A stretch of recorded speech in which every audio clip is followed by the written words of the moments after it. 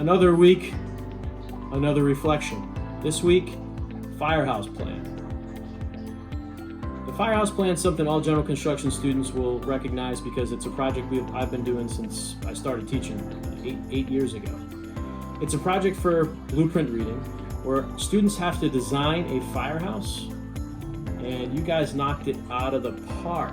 And there was a lot of struggles. This is a tough project even when we're in school, and I can actually explain one-on-one details about scale, details about this aspect of the plan has to match this aspect of the plan because you have a set of stairs that goes from one floor to another.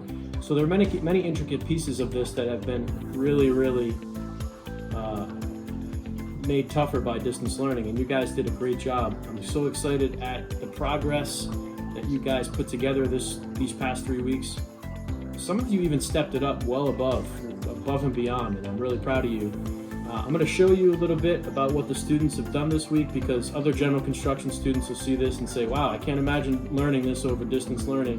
And hopefully you'll be really proud of what the students produced this year. I know I am. Take a look.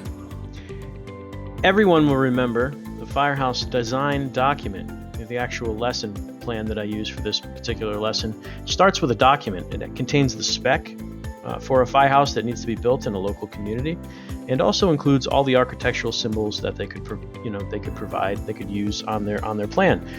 Also, I provide a lot of graph paper, but this time given the restrictions of I can't go to their houses and deliver graph paper, I really couldn't provide it.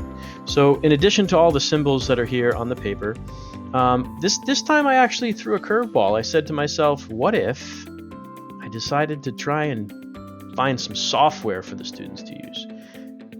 Now, there are a few constraints.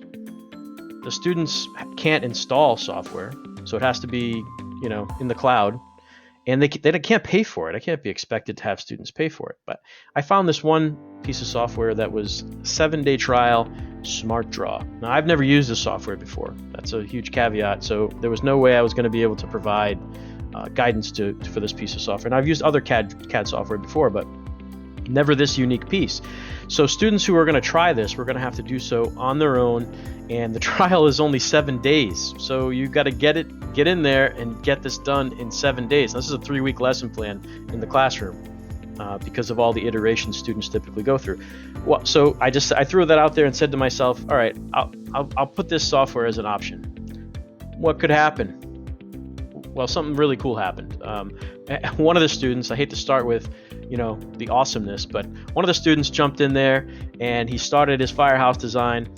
He had to go through three iterate. He had to sign up for this thing 3 times, so it fits the 3-week schedule. But each time he had to start over again because with a new email, he had to start from scratch. You can't save and then import it into something else from a free.